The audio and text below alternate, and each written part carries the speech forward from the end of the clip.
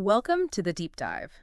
Today, we're looking at a YouTube transcript from Thewizardliz. It's called How to Manifest a New Life. Right. And this isn't just, vague positive thinking. No, exactly. It's framed as a really practical account from Liz, who says she made some, pretty big life changes, went from a low point to something much better in just a couple of years. Mm-hmm. And you brought this to us because you're looking for those actionable steps, right, for making positive changes. Yeah. So our mission here is to pull out the key principles Liz is talking about. Get past the surface level, understand the how, give you some clear takeaways from her experience. Okay, let's dive in. One of the first things she brings up is this idea of a backpack. Which isn't literal, obviously. No, not at all. But it's a great analogy, I think, for what we're carrying around, mentally, emotionally. Yeah. And what's interesting is how she connects what's in that backpack, our dominant thoughts, what we focus on, to our energy and reactions. She had this aha moment, didn't she? In therapy. She did. Realized her own backpack was just stuffed with complaining, focusing on lack. It kind of taps into that negativity bias psychologists talk about. Yeah. How we naturally focus more on the bad stuff. Right. And she paints this picture. Backpack full of negativity, hate, anger, griping. All that heavy stuff. Yeah. And it leads to negative reactions, obviously, but also this real drain on energy. And that's a key point she makes. It's not like being physically tired. Exactly. Sleep doesn't fix that kind of depletion. No, because it seems to come from those negative thought patterns running constantly, like background apps draining your phone battery. Good analogy. So the flip side is consciously choosing what goes in the backpack. Right. Filling it with love, gratitude, laughter, things that she says actually sustain your energy and lead to more positive reactions. It shows we can be proactive about our internal state. Okay, so after mindset, she gets really specific about desires, about clarity. Yes, it's not enough to just say, I want love or I want to be rich. Yeah. That's too vague. Right. Vague intentions lead to vague results, I guess, like putting somewhere nice into your GPS. Exactly. You need the actual address. So love what kind? Romantic, family, self-love. Or being rich, what does that mean? A specific amount. How might you get there? And she emphasizes focusing that intention. Pick one specific goal, like, say, getting your dream body. Make a plan for that. Don't scatter your energy everywhere. And interestingly, she believes focusing hard on one area can actually spill over positively into others. How so? Well, like getting fit might boost your confidence. Right. And that improved self-love could then improve your relationships. It's about starting a positive ripple. Makes sense. Okay, next up. Consistency. Just wanting isn't enough. No, you need that unwavering dedication. She talks about her own drive to make money. Yeah, that was powerful. Seeing her mom struggle financially really fueled that for her. It's that intensity she talks about, wanting something as bad as you want to breathe. That's deep motivation. But it's not just wanting it badly, is it? It's also about the why. Crucial point, understanding why you want it. That anecdote about the YouTuber wanting a private jet. Right. Was it genuine or was it about external validation, showing off? Yeah. And that touches on fulfillment, doesn't it? Material stuff might not fill those deeper voids. Purpose seems more important in her view. Okay, so to even get started on this path, she says self-awareness is non-negotiable. Being honest about your own, let's call them toxic traits. Yeah. And what you tolerate from others. That sounds like the hard part? Well, it often is, right? Yeah. But self-reflection helps you spot those repeating patterns. Like, why do I keep ending up in the same kind of messy situation? She gave that example about attracting dishonest friends. Repeatedly, yeah. And she eventually traced it back to this subconscious need for validation from her past. So understanding that helped her change it. Seems so. Helped her set better boundaries, build healthier, more equal friendships.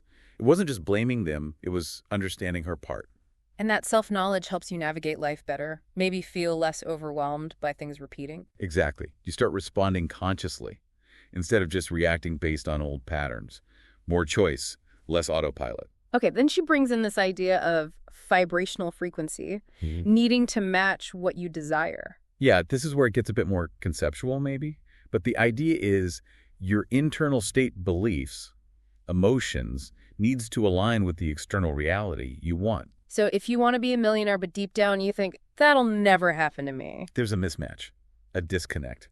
Like, trying to tune into a radio station but being on the wrong frequency. She uses the example of self-love in relationships, too. Right, suggesting that if you lack self-love, you might attract partners who kind of mirror that back to you, which maybe painfully pushes you back towards working on that self-love with him. And that what we seek outside might actually start inside, like inner abundance before outer wealth. That's the idea. And gratitude plays a big role here, too.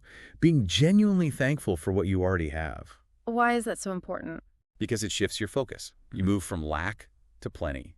And some studies do show gratitude boosts positivity. It's like amplifying the good stuff already there. Okay, environment. Who we surround ourselves with. That comes up next. Big one. The influence of our social circle, our surroundings. She stresses having people who help you grow. And she had that experience moving to a richer city. Right.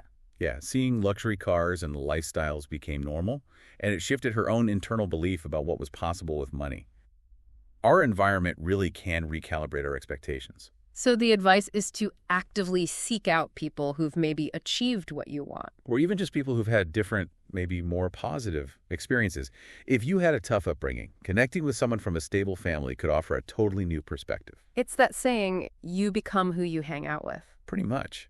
She even talks about considering moving if your current place feels totally out of sync with where you want to go. She felt a strong pull to leave her home country, and things apparently flourished after that. Interesting. Now, this next point was quite striking. The importance of just asking. Yeah, asking for what you want or need, and overcoming that shame or hesitation. She specifically mentioned it can be harder for women sometimes. Yeah, it was her observation, yeah. Yeah. She shared that story about watching her date and another man, a diplomat, just easily ask for things, no apparent hesitation. And she connects that willingness to ask directly to achieving success. Right. It challenges that whole self-made narrative. Self-made does not exist, she says.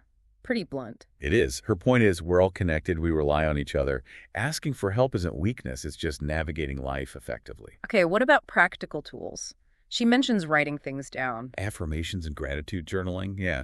Writing down your desires, but in the present tense. Like it's already real. Exactly, with specific details. She even learned the hard way to include all the details, like physical attraction when writing about a partner. Huh, okay, noted. And the gratitude part. She calls it becoming a grateful butterfly. Lovely image, isn't it? It just reinforces that genuine appreciation for what you have. Acts like a magnet for more good stuff. Like priming the pump. Yeah, or like giving someone a gift if they truly appreciate it, you feel more inclined to give again. Gratitude signals receptiveness. Makes sense. Then she talks about focusing on solutions, not problems. Being proactive. When a challenge hits, don't just dwell on it. Look for a way forward. Take action. But what if you can't control it? Then she suggests a degree of acceptance. Trusting the process almost. Not getting consumed by worry over things outside your control. This idea that life works itself out for you, even challenges. Yeah, that sometimes difficulties can actually lead to better outcomes later, even if it's hard to see at the time. But it requires trust. Then letting go, right? Absolutely. Letting go of things that aren't serving you anymore, even if they're comfortable.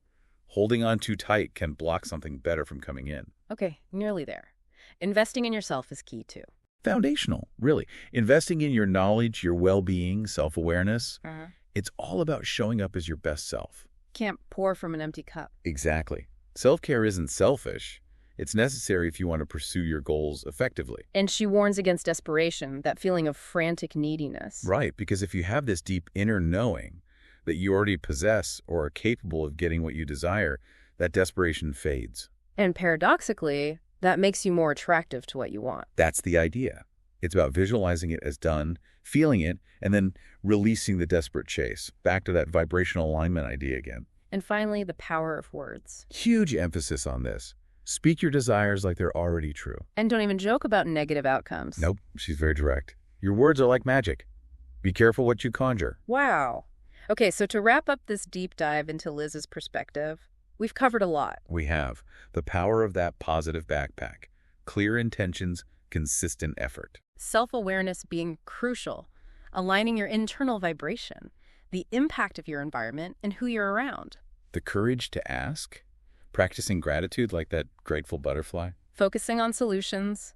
Letting go when needed. Investing in yourself. And yeah, watching your words. It's quite a comprehensive approach she describes. Definitely. So for you listening, maybe take a second to think about your own metaphorical backpack. What's in there right now? And based on what we've discussed from Liz's journey, maybe what's one small, concrete thing you could do, starting today, to consciously shift things in a new direction? Yeah, and maybe reflect. Is there a repeating pattern in your life that, looking at it through this lens of self-awareness, you might see differently now? Something to think about.